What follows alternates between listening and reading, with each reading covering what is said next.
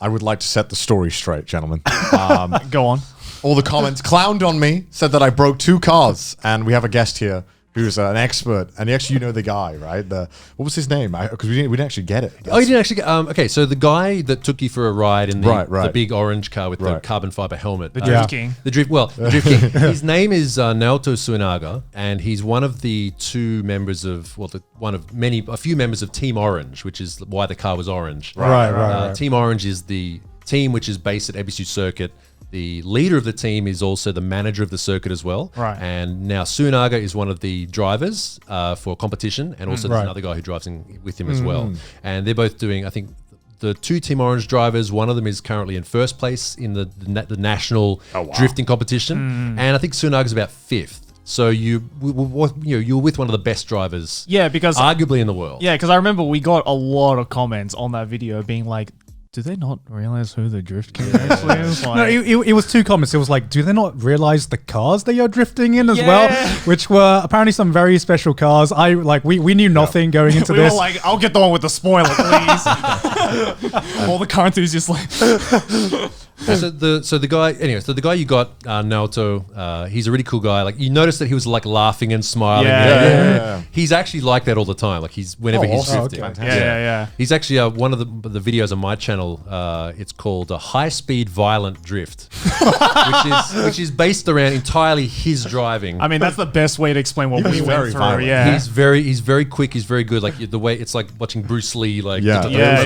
It was nuts. And you told me that you were texting him, right? Because you have just before, right. And you asked him what I'd done to the cars. Yeah. Do you want to explain to the audience Okay, I can be cleansed of my sins? Be vindicated of. So breaking a car in drifting is not uncommon. It's obviously That's what I figured, right? Yeah, it felt pretty easy to fuck up a car. Yeah. doing what you do in a drift car is almost the exact opposite of what people tell you to do to a car to begin with. Yeah. And I think what happened with you was with the first car, which was an R33 Skyline. Is that special? All the cars that you drove are not available in any other country apart from Japan. Okay. Wow. Like, originally being sold. Yeah, because I saw a lot of comments that were jealous that we were able to drive these cars, and I didn't know what was so special about them as well. The Skyline. I mean, people know the Skyline GTL. It's like sort of the apex, Japanese sports car that people want to get. So there's that. You didn't have the GTR. You had the GTST. It's like one step down, but it's rear-wheel drive. That's right. The other cars that you drove were they were both JZX 90 Mark II and JZX 100 Mark II. Right. And It's okay. Sorry. some people know what I'm talking about. So the what makes those cars special is the fact that they're turbo rear-wheel drive. They suit, which means the rear wheels spin instead of the front wheels. It's good for drifting. And what those cars have become very popular recently, especially overseas, because like I said, they weren't sold overseas, but in countries like America, they can import cars that are up to over 25 years old. Right. And those cars are just coming up to 25 years old now. So everyone's like, I want to get one of these, because you notice that the Toyotas were the last to break. Right. The Nissan broke first. Toyotas, anyone who's driven a Camry or anything like that will know, like, they just last forever. Yeah. So they're popular.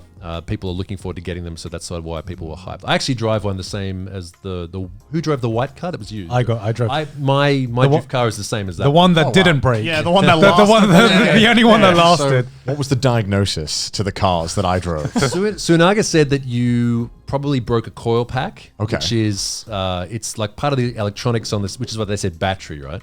Oh, It's part of the electronics. It sits on the engine and makes the spark that burns the fuel. Yeah. And Right. So normally when you drive a car, you're driving forward and you're not doing burnouts and spinning the wheels and Yeah. not Stopping all the making a lot of heat Right, and stuff like that. So that day was very hot. Yeah. You probably overheated the coil pack. So it sits on top of the engine, which is hot. And okay. I'm liking the sound of this.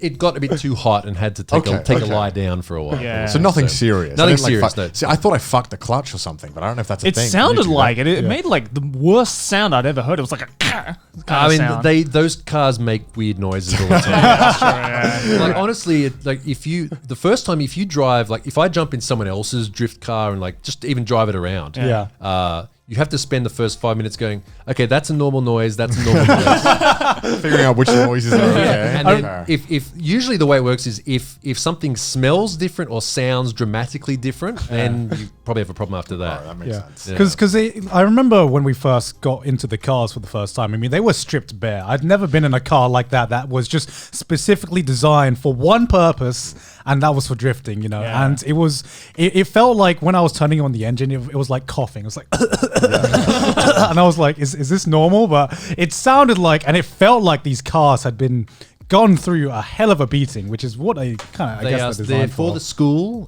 for the Team Orange school, which is what you did. I've actually in the past been an assistant teacher, like a translator for in English for some of the higher level guests. Wow. This is a while ago though. Yeah. Like we had a guy who was like investment banker for Barclays Bank or something like that. Wow. And he had Ferraris back home in England, and before he was being sent back home, back to his home office from the Japan office, he'd been asked by his secretary, "Is there anything you'd like to do? Before with something we'd like to do." He said, "Oh, I'd like to try drifting." So they set all this up, and they sent him there on the train. I had to go pick him up. A lot of money. Yeah, it was like, oh, this is like super high level guests, and he thoroughly enjoyed it. So we have all sorts of people, and so those cars have been through a lot of. I'd figured that those cars were a car, but I just assumed they were all bits and pieces that had been repaired and repaired and repaired, right? Can you even call it the car at that point, right? Isn't that like a philosophy question where it's like if you repair the farmer's axe or the ship of Theseus? Yeah, the ship of Theseus. Right? A lot of them are like. I mean, I've seen. At least the Skyline, I've seen it personally go through 2 clutches before. So. I mean, when they even opened the thing, all of the parts look like completely different ages. It looked like a timeline. It looked like like a Lego thing that your 5-year-old makes out of the bucket of Legos where none of the pieces fit together. It's like I mean it's a piece of work, I guess. Yeah. I mean those cars are all. Unfortunately, all the best drift cars are starting to get quite old. Like they're all from 20, 30 years ago.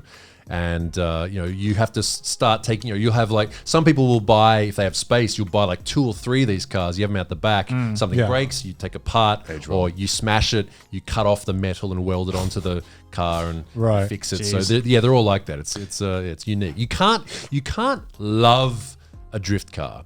You can love you can have it's just kind of esoteric, but a drift car will have its own spirit. Right. But it's not related to the body of the car itself. The ghost of the drift. Yeah, you might have to change the engine. You have to change the turbo. You have to change these parts. It's basically the whole part's getting changed. Yeah. So that's one car that I fucked, but it wasn't my fault in the end. Thank you. Yeah, we should. Second car. Too hot.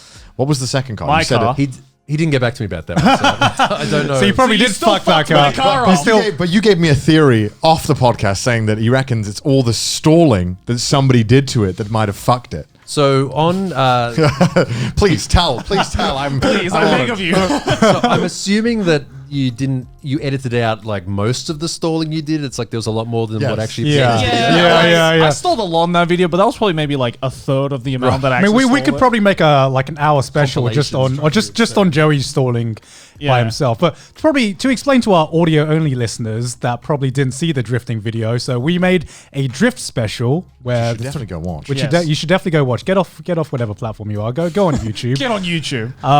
And yeah, we made a drift special where we tried to learn drifting for the first time ever. Basically, this was our first Tried experience drifting. underline bold letters. Tried. Yeah. And I didn't break 2 cars. You absolutely broke 2 cars. But I guess for our listeners who know nothing about drifting, know nothing about car culture, do you want to explain what drift culture is, especially in Japan, from in layman's terms? Okay, well, drifting is if you've never done it before, is most people who have driven a car. Well, these days, cars have a lot of safety features on them. They have anti-lock brakes and stability control and all this sort of stuff, which sort of protects you a little bit from making too much of a mistake. Right. Yeah. But everybody who has lived somewhere where it rains a lot or it snows or something like that has had a moment where you've gone around a corner or a roundabout or something where the car has just sort of gone like this. Yeah. Or like that. And you're like, oh. Yeah. You get that crunch in your stomach. You're like, oh, that's not right. Yeah. Like, that's the feeling we're going for the whole the feeling of the out of. I mean, I think they said that in Tokyo Drift. It's like you got to be out of control to be in control or something. I don't know, whatever. Damn. It's that. Facts. It's that feeling of being on the edge. It's like surfing or skiing. It's like you're not gripping what you're on. You're sliding across it, and it's that being on the razor edge of that slide, which is just so much fun. Not everybody thinks it's fun. Some people do. I mean, the same thing. Like, I mean, some people love surfing. Some people love skiing or ice skating or whatever. Any of those sorts of things where it's like something to do with like that. You can enjoy it. You're like, that's not for me. But then some people just get a massive rush out of that feeling. Yeah, it was a lot of fun. I remember experiencing the drift taxi for the first time. I remember having the conversation with Joey, which we didn't record, but Joey was telling me how it felt like the afterglow after sex is what you described it as. I was metaphorically rock hard after that. Like, I was like, damn, dude, that was fucking I was like, damn, how am I ever going to get an erection again, man, after experiencing that, Some of the most chill I've ever been in my life was, driving back from a track day. Yeah. Must be so nice. At 9 o'clock at night on the expressway, just cruising along, going back home. It's like, cool breeze and everything. It's just like, you get every single organ in your body which can release some sort of chemical enjoyment chemical. Like, it does that. It honestly does that. Like I've had times where, like when I first moved here, and I remember I bought the car, I did this stuff, finally got to track day, and this one particular corner I hit it. It was a big long third gear corner. And I literally yelled out, "This is why I came to Japan!" It was that feeling. It was like I was looking for that. And he found his life purpose going around a corner. Wow, yeah, it's just really enjoyable.